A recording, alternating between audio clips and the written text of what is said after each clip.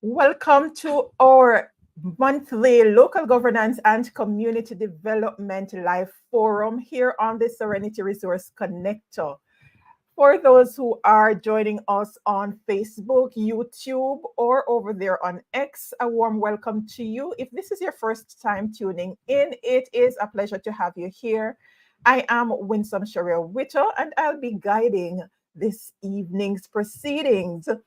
So when we think about the municipal corporation, who is a partner for this segment, and also the sponsor, we usually think about roads, maybe street lights, we think about the park, we think about vending and all of those things. But have we ever stopped to think about the municipal corporation's part in the whole matter of public health and safety?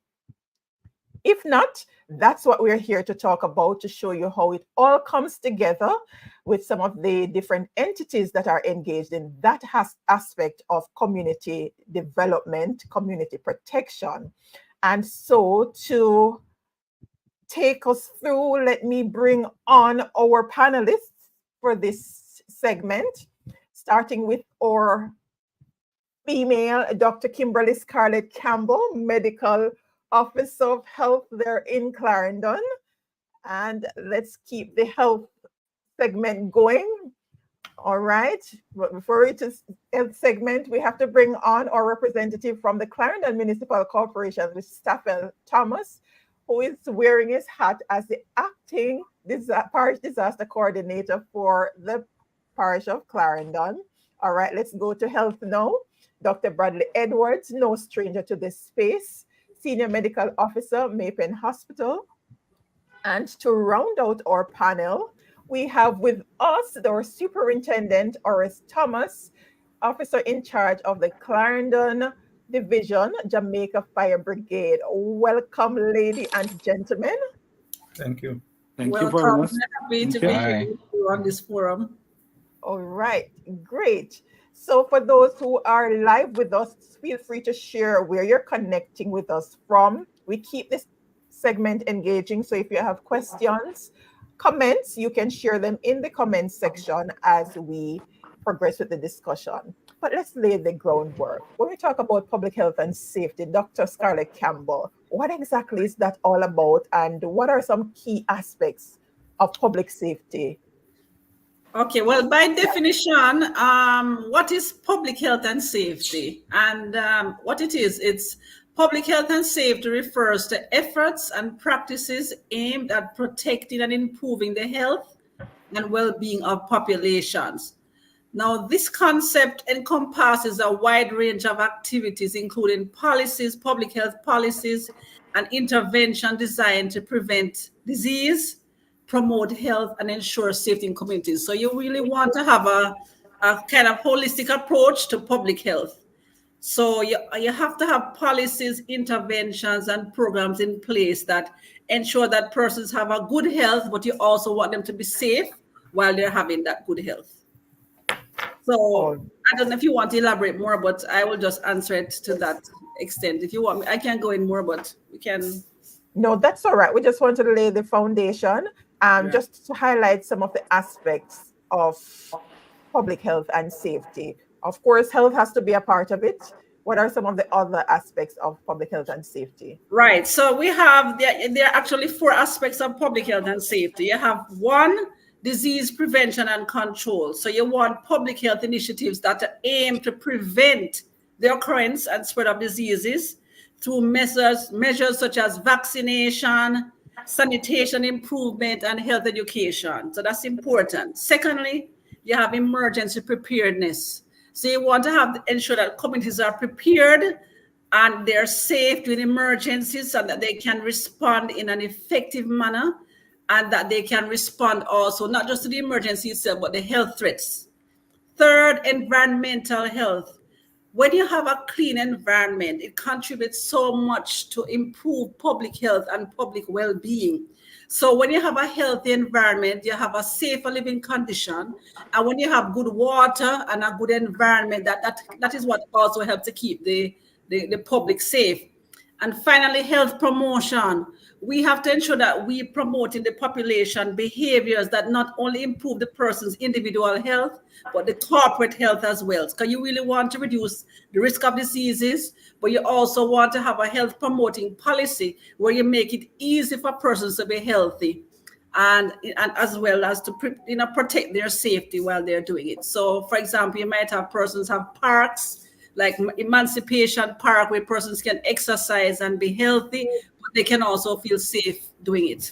So it's 4 areas: disease prevention and control, emergency preparedness, environmental health, and health promotion.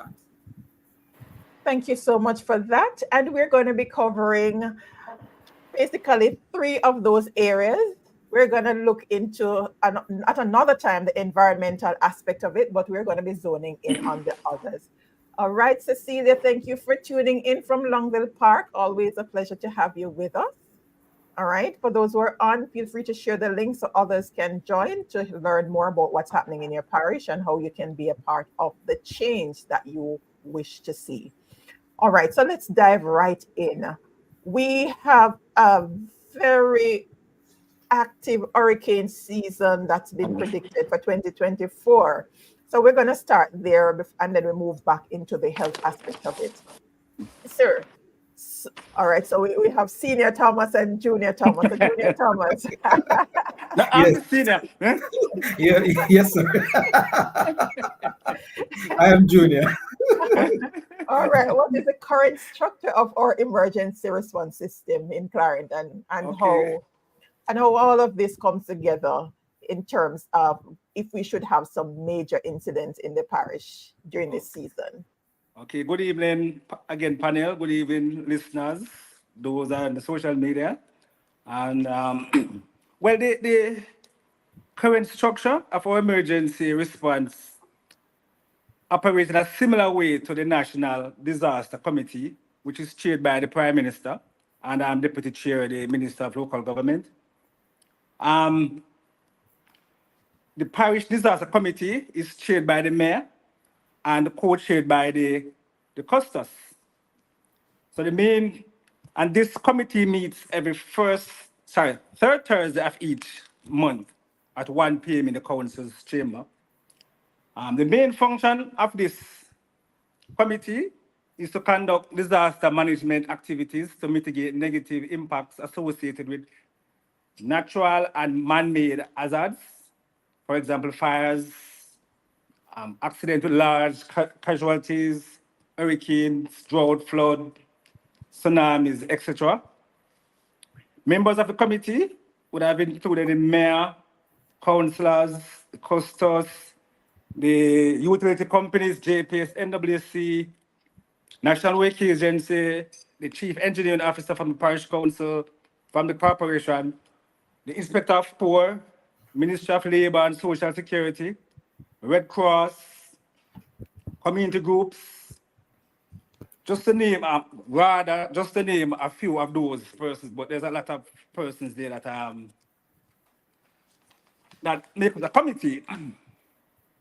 So from the Parish Development Committee, there are subcommittees, 3 subcommittees. They have a Shelter, Health and Wellness Committee that is chaired by the Ministry of Labor and Social Security. And the function of that committee is for responsibility for shelter activities, and it's co-chaired by the Poor Relief Department. The Emergency Operations Committee is chaired by the Fire Brigade and co-chaired by the police, the Constable Force, Jamaica Constable Force. And the third one is the Communication and Public Administration.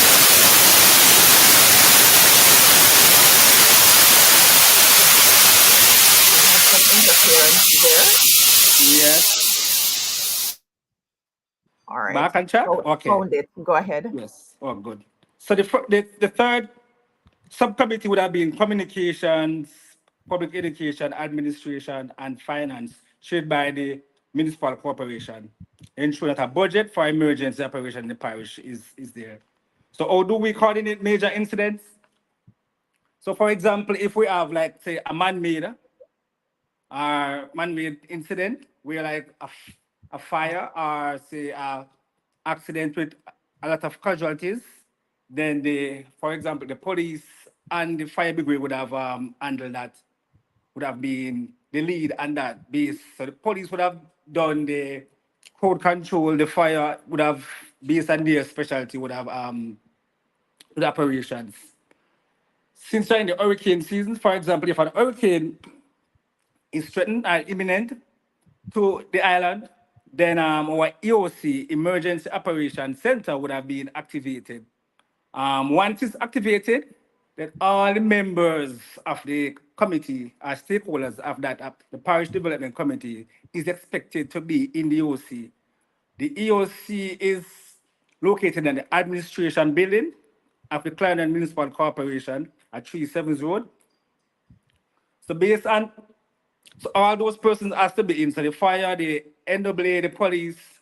So for example, if an incident is reported to the EOC, so once the incident is reported and it's logged and passed on to the relevant person in the EOC. So for example, if there's a, say, looting or breaking in, then that incident would have been forwarded to the police and they would have dealt with that. If it's a block road, then we'd send it to NAA or the municipal corporation and and so on.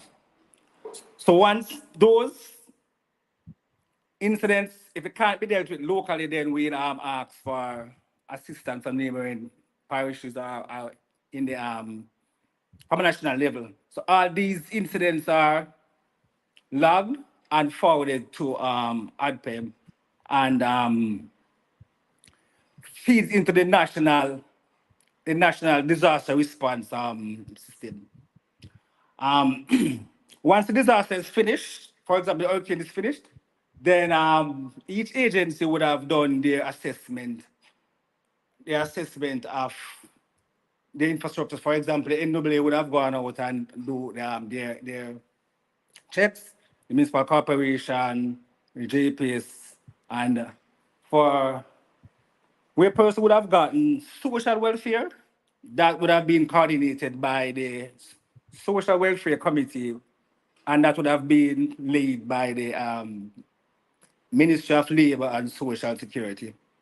So in a nutshell, that's basically how the response for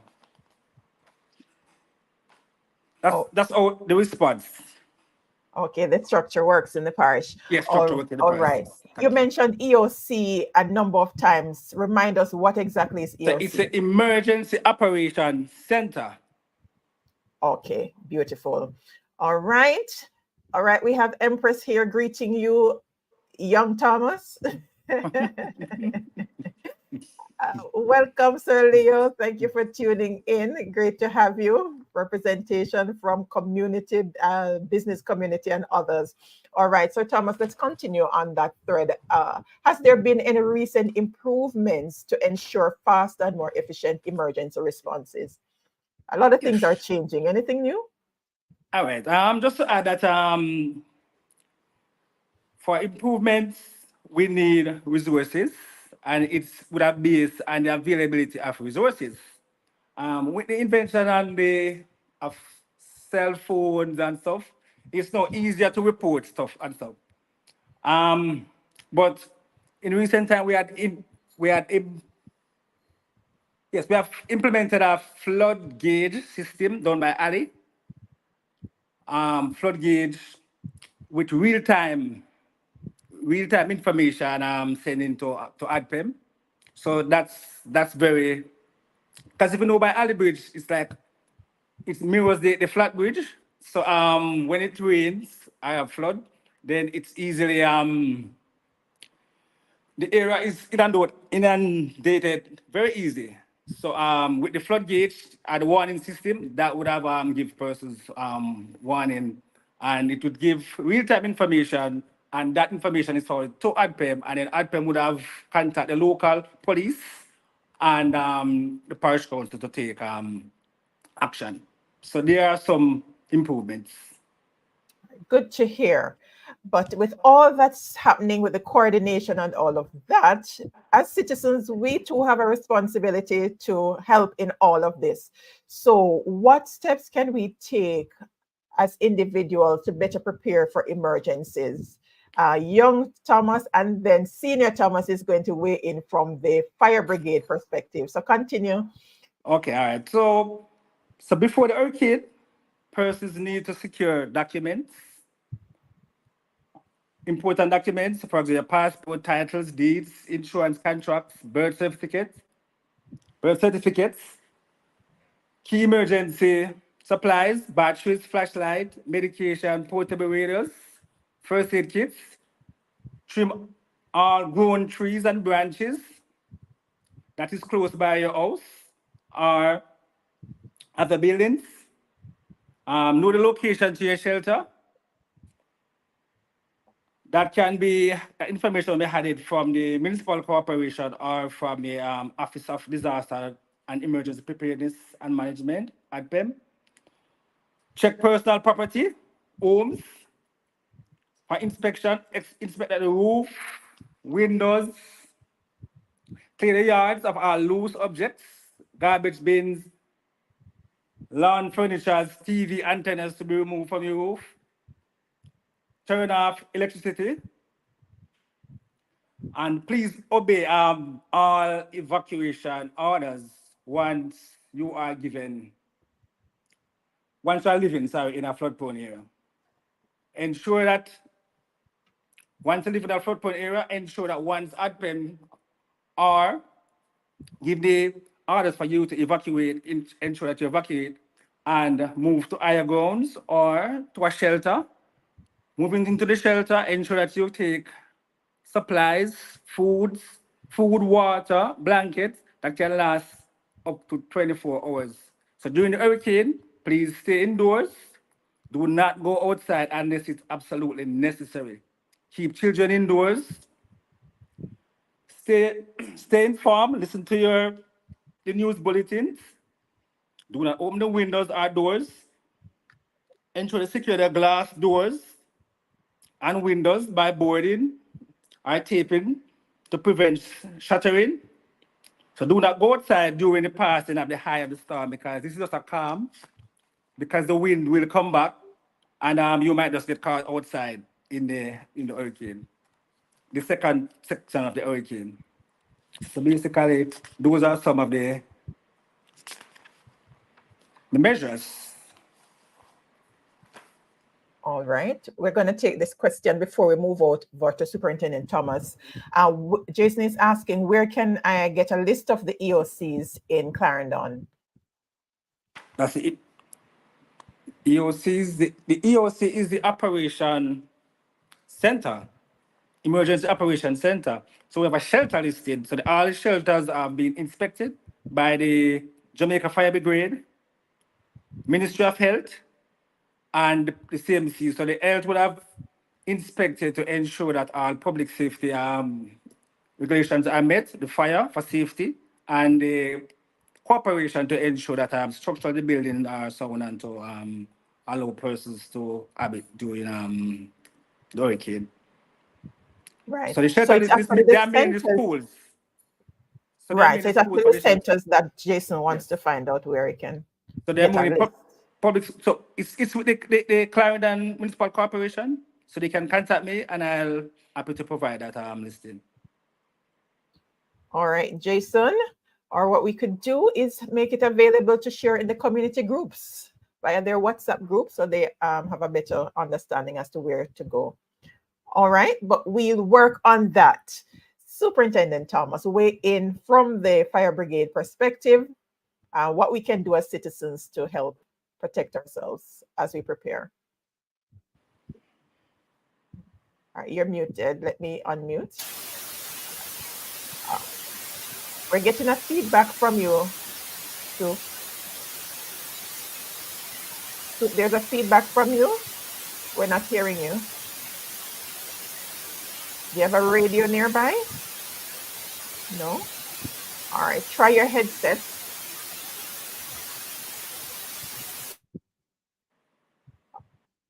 All right, Dr. Scarlett Campbell, from the health perspective as it relates to hurricane season, anything that from the health perspective that you want to ask citizens to be guided by? Okay, good evening, everyone. I'm so glad to be here with you on this forum to talk about the health aspects of disaster preparedness. So I want us to look at it from 4 different aspects. So as a public health specialist, once I hear disaster, I'm not just thinking about the personal safety and the flooding.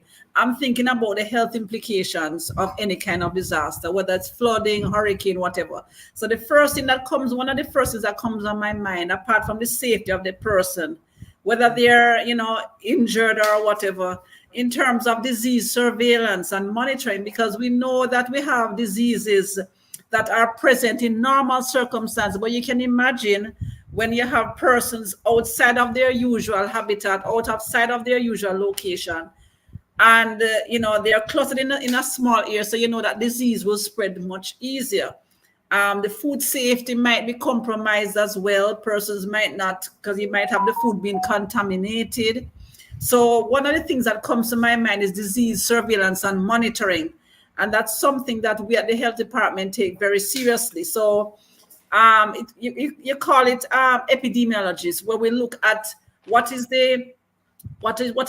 kind of numbers do we have? Is it that, let's say you have gastroenteritis, so you might have gastroenteritis in the population regularly, but then when you have a disaster, you expect, with the poor access to water, probably persons drinking water that is not safe, you might have a surge in waterborne diseases, and you might have a surge in foodborne diseases. So we look at those things as a public health specialist. So we look at monitoring, you call it disease surveillance and monitoring. So we look at the incidence of gastroenteritis, we look at the incidence of leptospirosis, we look at the incidence of things like dengue. So because these are some health effects that can come from disasters.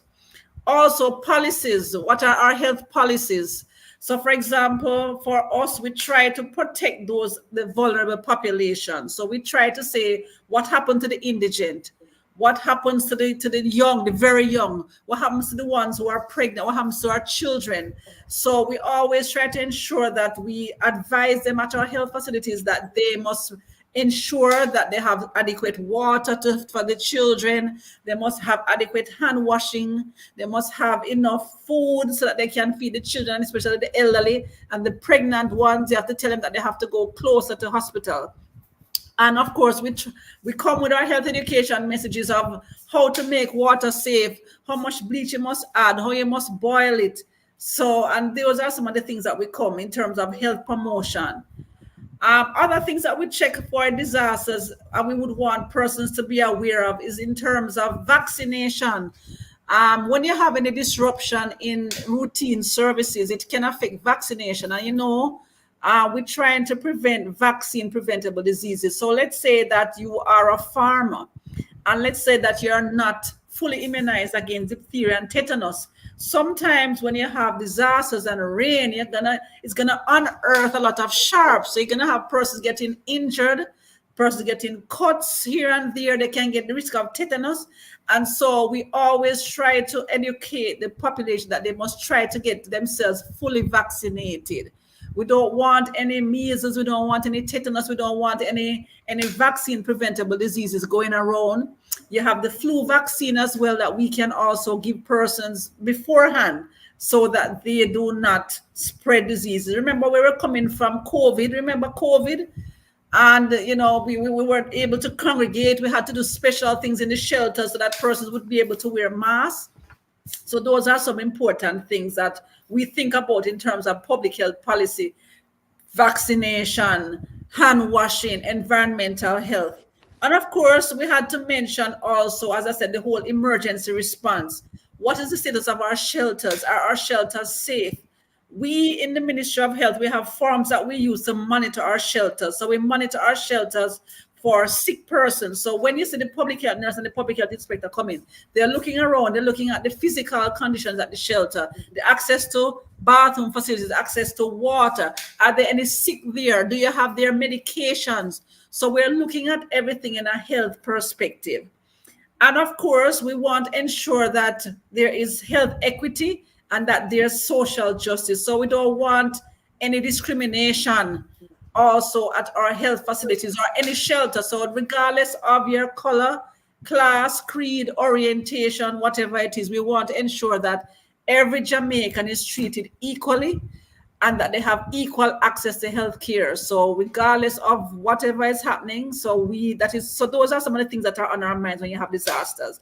The diseases that can be increased, the health education message that you say that don't drink the dirty water, don't wade in the water because it's contaminated water with sewage and other things. The policies in terms of, we must continue vaccination, we must look out for the elderly and the vulnerable. The whole response of the public health team to the shelters, we have to monitor them, look at their water access, hand washing and other things, and we have to be monitoring the disease trends so we can know what messages we start to send. Because you even know that when you have disasters and after disaster, the Ministry of Health will have some routine messages that they send. And of course, social justice and health equity. These are some of the things that we look about so that you have persons have equal access to health care, regardless of color or creed or orientation. So we want to ensure that every Jamaican has access to health care. So these are some of the things that we're looking at across different populations. Awesome. All right, let's take it on over to fire safety. What are some key fire safety measures that we all should be aware of, Superintendent Thomas, especially now during the height of the hurricane season? All right, thank you for having me. Good evening, colleagues, and good evening to all our listening and viewing public. Um, it's very important to reiterate that we are indeed in the hurricane season, and as is widely predicted, it's widely predicted to be a very active season. And so safety is paramount during this period, and perfect preparation prevents poor performance. And so we want to encourage the citizens to stock up on the essentials. We have found that during an hurricane, as part of the um, how the country operates, especially with the electricity. If we're faced with a direct onslaught, we know that the lights, utilities will go temporarily until the hurricane pass. And what we have found is that persons during this period of darkness wants to illuminate their spaces, and some persons opt to use candle. And so my message here is to say to you to avoid or desist, refrain from using candles, and try to get chargeable devices such as flashlights or battery powered lights to afford your lighting. And it is important if during the hurricane, it's not unusual for us to be responding to house fire calls, because once the light goes and some persons may not be so careful, we find that there's that real possibility that a fire may occur. So you want to encourage persons not to depend on the candles, not to depend on the lamps, but to use other means which are widely available and relatively inexpensive now to provide lighting. I just want to say that if someone is at their workplace, and if there's a breakout of fire, if there are fire wardens trained, because we do offer training for fire wardens at the workplace. We want to encourage those fire wardens to direct persons to the nearest exit, and that those fire wardens walk with an extinguisher towards the exit, that in the event they come upon a fire, they can quickly extinguish it. We're not suggesting that the fire wardens actively fight any fire. The duty of that lies with the Jamaica Fire Brigade. And so we want to encourage the fire wardens to direct persons to the nearest exit, assign someone to walk with those persons exiting with an extinguisher. And of course, there should be a clearly defined, predefined assembly point. And at the assembly point, we want to encourage roll calls, as in name calling, as opposed to head counting, because we want each person to literally answer to his or her name so that any person missing can be quickly identified. In the domestic space, we want to encourage persons to plan an assembly point at home or near the home in the event that there's a fire at home. And remember, it is very important to know the fire station number of the fire station nearest to you. 110 is always there, but it's critical, and especially for us in our space in Clarendon. Our direct line to Maypen is 876-986-2192. That's 876-986-2192, and that number is manned 24 hours per day, 365 days of the year. So whether you're living in Frankfield or Maypen, you may call that number. If you call Frankfield, that number is 876-904-4532. That again is 876-904-4532. Want to encourage persons to know the number of the fire station nearest to you so you can have that direct access to us. I know that improvements in how we respond in terms of how we communicate emergency calls are coming, but as at now, we want to encourage persons to use those numbers. All right. Very useful information, a lot of tips there. And don't worry if you missed some of those. You want to go over to serenityresourceconnector.com and subscribe so you can get the blog that comes out the Monday following these live forum. So you can get the tips from there. All right. So outside of all that's happening now, generally, how does the fire department engage with communities to promote fire safety education and prevention? I'm happy for that question. We at Brigade, we operate both reactively and proactively. And so the proactive arm of the Jamaica Fire Brigade is the Fire Prevention Division or Department. And so fire prevention, the mandate of the Fire Prevention Division is carried out is divided into 5 units. And so the first component of that unit is the public education unit. And public education, research and development and training, inspection and enforcement unit.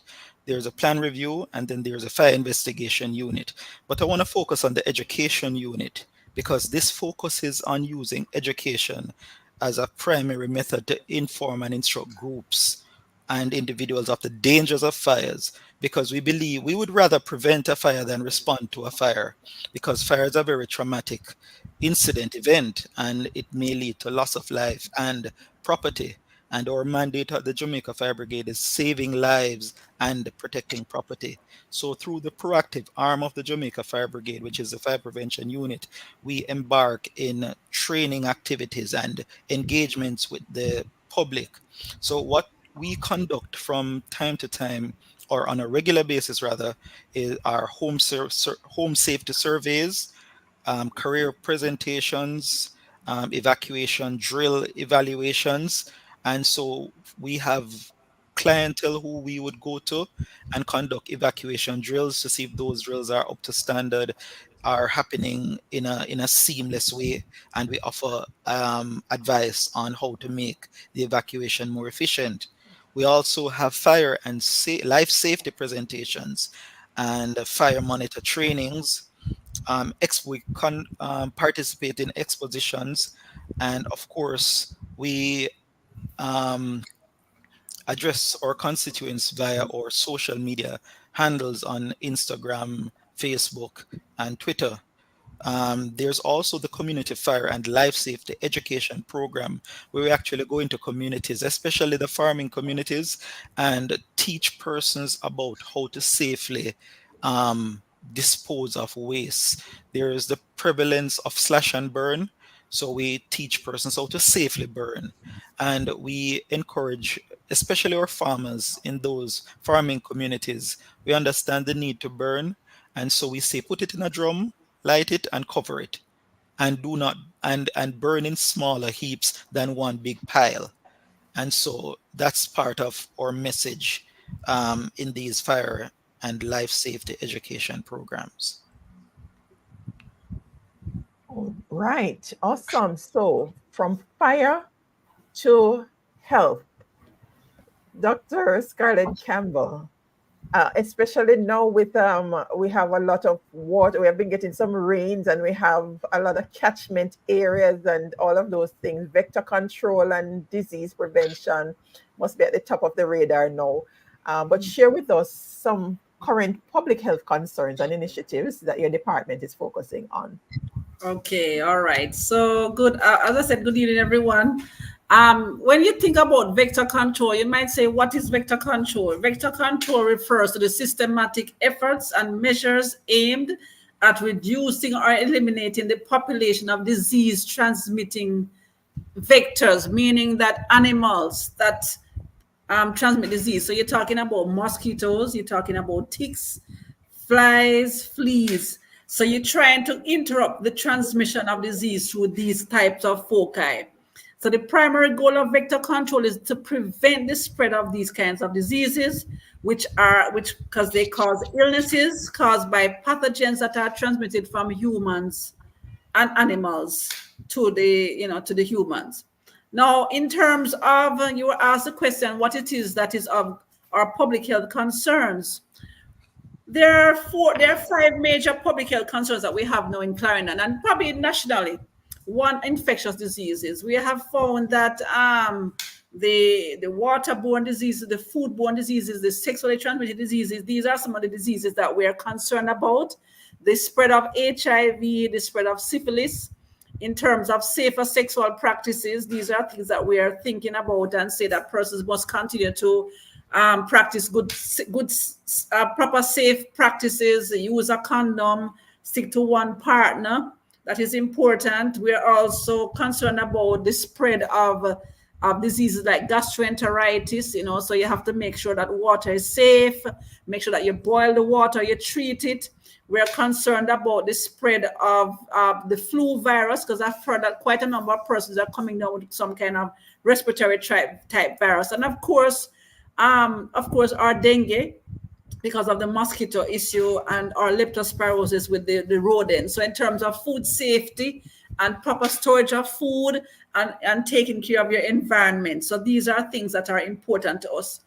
Of course, we have also been concerned about vector-borne diseases because we know what is happening in our neighbors. We know that the Haitians, are coming across, into our country, and there are certain diseases that are endemic in those countries that we really don't want to come to Jamaica. For example, malaria.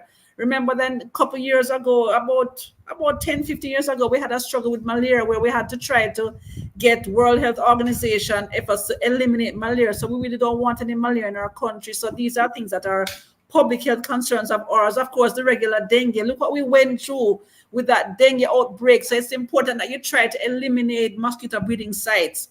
You try to put holes in tins, try to eliminate anything in your environment that can accumulate water, garbage, tires, anything that will store water.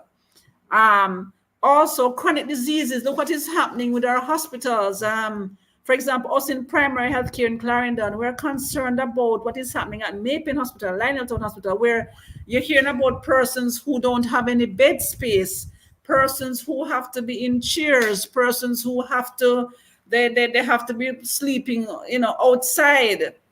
So chronic diseases, we want our Clarendonians to try to get into a healthy lifestyle. They have to watch what they eat.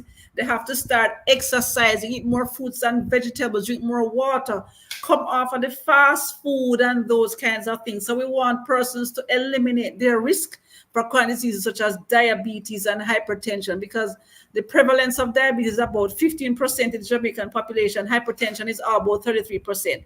But then you have the cardiovascular diseases like heart attack, and then you have the other diseases like stroke and cancer. We find that quite a number of persons are not screening themselves for cancer. What about the breast cancer? Persons need to do the monthly breast examinations. They need to do the prostate examinations and do the PSA blood tests. Women, you need to be doing your pap smears, not because Once you're sexually active, you're supposed to be doing your pap smears every year, every 3 years, depending on what the pap smear shows. So we are concerned about chronic diseases and persons being admitted with the complications of chronic diseases. They said an ounce of prevention is better than a pound of cure. We're also concerned about our mothers and our children. We find that women, it's becoming, because of the obesity and the chronic disease crisis, we find that we're having women who are dying in pregnancy because they have comorbid conditions that increase the risk of pregnancy. Some of them are obese, some of them are overweight, some of them have diabetes and hypertension, and that increases the complications. And of course, our children are, in terms of breastfeeding, we find persons are still using formula when they should be promoting breastfeeding. Breastfeeding is so good for the child from infancy. Studies have shown that just breastfeeding your child will prevent a lot of behavioral problems, improve their IQ, improve their whole health and functioning. So those are some of our concerns, and we want mothers. It is now graduation time. A lot of graduation and persons are getting their packages. So we want to ensure that and promote immunization, ensure that your child is fully vaccinated, fully immunized. And it's important because persons are coming out from America, persons are going overseas. We have to ensure that we protect the local population. And the last thing is environmental health. So much good has come to Jamaica because of our good public health, environmental health program, just the provision of safe water. The water in Jamaica is among the best in the world. You have the cruise ships coming to Jamaica begging for our water. These things that we take for granted, that we can drink the water from the tap. When you go to certain countries in South America and Central America, you cannot drink the water. You have to be using special water. So good water, access to clean water, sanitation in terms of managing our waste, whether the gray water or the black water, adequate waste disposal. We have to make sure that we dispose of our garbage properly. That is important. And these things affect our public health. So these are our concerns: infectious diseases, our influenza, sexually transmitted diseases, our gastroenteritis, our leptospirosis, our dengue, our vector-borne diseases, as well malaria, our chronic diseases. These are things that are a concern to us: the increase in the prevalence of chronic non-communicable diseases like diabetes, hypertension, cardiovascular diseases, and cancer. The children, we want to make sure that our antenatal women, that they reduce their risk for complications and have a proper and safe childbirth practices, that our children are immunized properly and our adolescents as well, and that we promote breastfeeding among our children and at our hospitals. And finally, but very important, having a good environment, having your environment being safe, being clean, having good air quality, access to good and safe potable water, managing your waste properly so you don't have vermin and other things, and addressing other environmental health issues in terms of food safety and so forth. So those are our public health concerns for Clarendon. Wow, quite a list there. Wow. Welcome, Everton Bonzuel Romeo. Thank you for joining us. And we have a couple of concerns, similar concerns here over in Longville Park. Cecilia as well as Fabian McLaren wants to know in terms of Mosquito, when will be fogging? Okay, well, as I said, Park. Okay, thank you. You know that Longville Park is one of the largest English-speaking populations, residential populations in the English-speaking Caribbean. And because of its location, it's prone to having mosquitoes in that community. But the good news about that location is that based on the tests that we have done, quite a number of the mosquitoes coming from that location are nuisance mosquitoes. So it's not really the Aedes aegypti mosquito that will cause the dengue and the Zika and so forth. However, I know it's a cause for concern. Nobody wants to have nuisance mosquitoes, but we do have vector control teams, and quite a number of them actually live in Longville Park, so that they are actually they're a part of the community. So these are some of the communities that we visit very often. So I just want to say, if you're having a specific issue at a specific location in Longville Park, you can call the Clarendon Health Department at 986-4548 or 986-7869. You can contact the Longville Park Citizens Association, and they will link you also to the members of the vector control team who live in the Longville Park area who can also assist. And of course, you can come to the health department yourself as well and make a formal complaint, or to tell us this particular location. We have a complaints form. So we have different mechanisms where we can deal with that. But where Longville Park is concerned, we will target the areas that are problematic, but of course the householder has their role to play. Fix all leaking pipes, make sure you have proper waste disposal. You try not to have any water that is accumulating there that could be a potential breeding site. So we will work with the Longville Park Citizens Association to try to address the vector control issues that are there.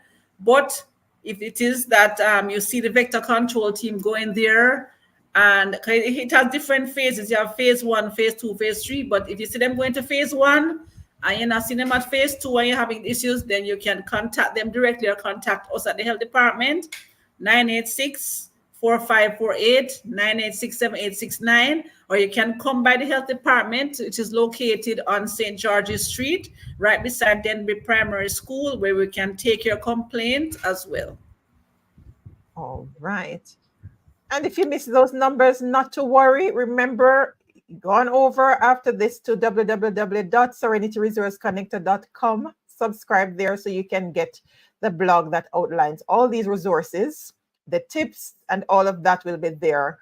And of course, this recording will remain on YouTube, so you can go back and check it out. If you're new to this space and you're not yet subscribed, you want to go ahead and do that. Subscribe on YouTube so that you can get access to the vast resource from as far back as 2021. Come August, this program is going to be 3 years old. So you have a lot of resources there that you can get access to. All right. And don't be selfish. Please share the information so others can learn and be empowered as well. All right, Doc, we know there are a lot of initiatives that the department has been working on. The Know Your Numbers campaign comes quickly to mind, and I'm sure a lot of people will have been hearing it, but for those who got immune to it and didn't really understand what exactly it's all about, just share for us quickly what that is about and if there's any other initiative that you're focusing on currently. Yeah, the Know Your Numbers campaign is a really wonderful campaign, and it is in response to what is happening in our society. You have an increase in the prevalence and the incidence of non-communicable diseases. We find that persons have become, they are not really focusing that much on condom use. So the Know Your Numbers campaign is a screening campaign. And we use it to try to detect non-communicable diseases as well as sexually transmitted and other diseases that persons may have and they may not be aware of. So the things that we also check for is in the Know Your Numbers campaign are risk factors for non-communicable disease. So therefore we ask, we do your weight, we do your height, we do your body mass index, because that is an international standard that we use so that we can know whether or not your weight and height are appropriate for your age. We also do your waist circumference, because we find that your waist circumference is an independent predictor of cardiovascular disease, otherwise known as heart disease and stroke. So we do your waist circumference. Also, we do your HIV test. So we know it, so you can know your status. We do your syphilis test, because sometimes people forget that syphilis still exists, but it doesn't exist, but it still exists. And you still have persons coming down with syphilis. We also do your cholesterol. Clarendon, look what is happening with some of these fast food facilities. You have younger persons having cholesterol problems. And what happens when you have cholesterol? You're going to get hardening of your arteries. You can get heart disease. You can have poor circulation in your legs, amputation. You can have stroke because of hardening of the arteries, and you can develop hypertension. So we also check for your blood pressure. We check for your blood sugar as well. And the good thing about know your numbers is that you also get to see a doctor. So if it is that your blood pressure is high, your blood sugar is high, your HIV test positive, or if you have syphilis, you're reactive, or your cholesterol is high, there's a doctor who is also there to try to meet your needs. So that's a good thing about the Know Your Numbers campaign. And if it is that your weight is too much for your height, or your waist circumference is too much for your age, we also have nutrition counselors there who will guide you in terms of what it is that you must eat and what you can do to have a healthy lifestyle. So the Know Your Numbers is a very brilliant campaign, and it came out of the Honorable Minister of Health, Dr. Christopher Tufton, when he looked at the statistics and see what was happening to Jamaica in terms of our leading causes of death. It was really non-communicable diseases, or diabetes, or hypertension. So we had to do like an island-wide screening campaign.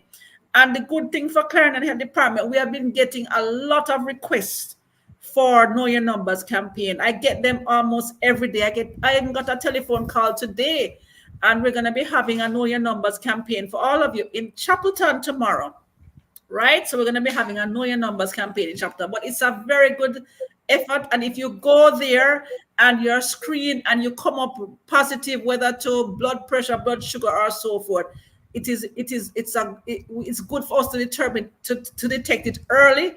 They said early treatment equals cure, or early treatment equals control, and that is better for your overall health, because the Ministry of Health has now rebranded, and we are now the Ministry of Health and Wellness. So we want you, if you don't have these diseases, we want you to keep you well. If you already have them, we want to keep you in the optimal health. So we are into disease prevention and disease control. We don't want you to end up in hospital with all kind of sequelae of the disease. Thank you. Well said. All right. Romeo would love to talk to you personally, Dr. Scarlett Campbell. So I have shared my number in the group. I've shared my work number in the group, so he can contact me. All right, Romeo. So you can reach out.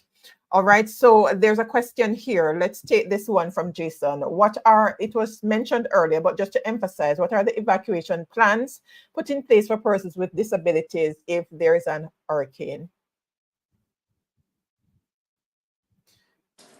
Juna Thomas, you want to take that? Okay, no problem. For the disabled, normally we ask that persons within the community, or if persons who have disabled persons living in their space, home, that the necessary, don't wait until the hurricane is down on us and we are in, flooding and all stuff before to get them to safety. So please, the first step is to know where your nearest shelter is, and to know where the route to take, and also an alternative route to take to find a shelter. So don't wait until the hurricane is there before you actually take that person into the shelter. If you know that you're living within a flood prone, or that an area is susceptible to flooding. All right, so we got that. And let me pause to apologize for Dr. Bradley Edwards. He was on earlier, but had some technical challenges and wasn't able to get back on. But I'm sure we'll hear more about the health services side of things. But just in case you missed, we did have a segment on that. So you want to go back and check that out. We'll share the link in the YouTube description so you can access that video with everything concerning health. We also had a forum where we actually looked at mental health as well. So the link will be shared in the description so you can just go on over and check those out. All right, so we are moving closer to the hour, end of the hour. So we are going to wrap up everything nicely now in terms of whatever additional information you want to share. So go ahead, Dr. Scarlett Campbell, lady, and then gentlemen. Go ahead and share with us your final thoughts that you want to ensure that the viewers leave with. You're muted, unmute. All right, just to say that as the Ministry of Health and Wellness has rebranded as the Ministry of Health and Wellness, and it is our goal to keep the population healthy. So we want the Clarendonians and anybody listening to this message to embrace the whole concept of health and wellness, try to be as well as possible. And so I have some tips, steps in disease prevention. What practical steps can we take in our daily lives to prevent the spread of diseases? So you have to try to practice a healthy lifestyle. We want you to start exercising. We want you to start walking. We want you to start doing some physical activity. Try to get out of the chair, try to stretch, try to do like the 30 minutes exercise at least 5 days of the week. We want you to also to eat healthily. We want you to stop the sodas and the sweet drinks and drink more water. Water is so good for you. Water is good, it's cleansing, and 90% of the body is water. We want you to eliminate the mosquito breeding sites from your environment. You know that the rains have started. Instead of just fogging down the place, you can do your role in your household, because the Aedes aegypti mosquito that causes dengue, Zika, and chickpea, it is a domesticated mosquito. So you want to try to eliminate the breeding sites. We want you to try to practice good nutrition, a healthy lifestyle. Try, if you're in terms of sexual and reproductive health, we want you to have one partner, one committed partner, and to use a condom every time, right? And try to reduce your risk and not to have multiple partners. And just embrace the whole concept of health and wellness. And if you're sick, you need to stay home. You need to go to a doctor and try to get your disease, a diagnosis. And last but not least, in terms of prevention, we want you to try to get yourself screened. We want you to be screened for breast cancer. So women screen for breast cancer every month. You do a monthly examination. You do a mammogram if you reach a certain age. Men, get yourself screened for prostate cancer. You have the blood test. You have an examination. With cervical cancer, women, try to get your pap smears done or your HPV test. Reduce the number of partners, get HPV vaccine. And just for your children, try to get them fully vaccinated. And just embrace the whole concept of health and wellness. So that is my message for all of us. Let us try to get a healthy lifestyle. Let us try to have optimal health. And that should be well for the Jamaican population. Thank you. Well said. Superintendent Thomas, and then Junior Thomas. Unmute, Sue. Yes, thank you very much. Just want to say again to our viewers and to the rest of Jamaica, that we at the Jamaica Fire Brigade, we take saving lives and protecting property very serious. That is our mandate. And so we want to encourage our constituents to prepare for, as we're in the hurricane season, just to be prepared, and not just to have hurricane items in store, but be prepared to move should an evacuation order be given, especially those who are living in low-lying and flood-prone areas. Please be prepared to move. Once an order comes, obey the order, that lives can be saved. I had said in another forum that at the Jamaica Fire Brigade, whatsoever we do a very detailed risk assessment before we go out. And so we don't want to find ourselves in a situation where once we have done our risk assessment, it is untenable. And so we'd not be able to respond until the risk becomes acceptable. And so a situation like that would be during an active hurricane impacting our island. And that side of the emergency service may be delayed. And so we don't want persons to be caught in dangerous situations where they can be washed away by flood waters. So I want to use this forum again to remind persons, to encourage persons to listen to your radios, um, have battery powered radios on hand, and listen to the warning that comes out, and not to cross flood prone areas. For example, my colleague would have mentioned the alley bridge. We know that if we're getting serious rains, there is possibility of flooding. Do not try to cross these areas once they are flooded, because we have often seen it and seen the end result, that sometimes lives are lost. And so we want to encourage persons to do the smart thing, to prepare and be safe. Well said. And Lady Mara Noblewin says, very good. All right. Everton Bonswell, I trust that Doc's response there will help you. All right. Officer Natisha Thompson Blake, thank you for tuning in, recognizing that looks like a member of our fire brigade. Thank you for tuning in. All right. So let's hear from our acting Parish Disaster Coordinator, Staffel Thomas. Final thought. Thank you again for having me.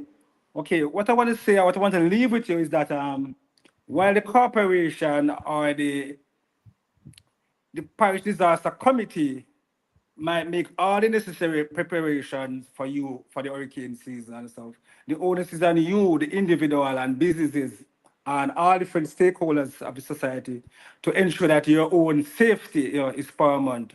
So please be safe. And as my colleague before mentioned that do not cross flooded waters, have your emergency supplies and your medications and all those stuff. But just to add before I leave, this season is really planned to be, is expected to be a very active one. At least 17 to 25 named storms are expected for this season. 8 to 13 are forecasted to become hurricanes. 4 to 7 of these hurricanes are expected to attain category 3 to 5 status. So it is really, really some dangerous stuff we're talking about here. Remember, hurricane doesn't only come with the wind, but it comes also with the flooding, the rain and the flooding, and also we have the storm surge for those persons living on the lower line area, Rocky Point and those places, Port and cottages and stuff. So let's be prepared, take all the warnings seriously, and please make preparation before and do not wait until in the middle of the situation and saying you're calling persons for rescue. That is putting other persons' lives at risk and stuff. So please, again, I'm going to implore you to be prepared. Prevention is better than cure. Thank you. All right, well said. And we are a little over the hour, but well worth it. Thank you for the questions and the engagement in the comments. Dr. Kimberly Scarlett Campbell, Medical Officer of Health for Clarendon, Superintendent Horace Thomas, Officer in Charge, Clarendon Division of the Jamaica Fire Brigade, and Staffel Thomas, Acting Parish Disaster Coordinator for Clarendon, working out of the Clarendon Municipal Corporation. It was so refreshing to hear the information being shared. We cannot hear it often enough, and trust that for those who are on with us live or watching the replay, please, if you found the information useful, do not keep it to yourself. Please share it, and we meet in this forum, well, different forum on Thursdays at 8 p.m. looking at different areas. So become a part of the community. Subscribe, set your notification so that you can get ongoing access to these kinds of information, to engage directly with the leaders in the different spaces, and to arm yourself so that we can become more empowered citizens, to make the work of our fire department, our health department, and the municipal corporation and other entities in the space lighter, and that we can live happier, healthier lives and stay well for those of us who are still well. All right, thank you again for tuning in. Sadly, Dr. Bradley Edwards, he joined us just now, wasn't able to share with us, but I'm sure you'll be able to hear him because we are working on something to go more in depth as it relates to health. So you want to stay tuned for that. And remember, going over to serenityresourceconnector.com, subscribe, look at the blog posts there. Those will give you snippets of what we have discussed in this space, give you some access to some other numbers, emergency numbers that you can reach out to in this space, not just in Clarendon, but across for the safety and security with the police. We go across Area 3, Clarendon, Manchester, St. Elizabeth. So wherever you're joining from, information is there that can guide you in terms of how you engage with these different entities, the services that are provided, and some tips to help you navigate as you go along. All right, until next time, I am Winsome, and it's always a pleasure serving you. Have yourself a wonderful rest of the night. The Local Governance and Community Development Life Forum was brought to you by the Clarendon Municipal Corporation, working for you always. Visit the Serenity Resource Connector website at www.serenityresourceconnector.com. Subscribe for a weekly blog post. Join us again on Thursday at 8 p.m. Thank you for watching.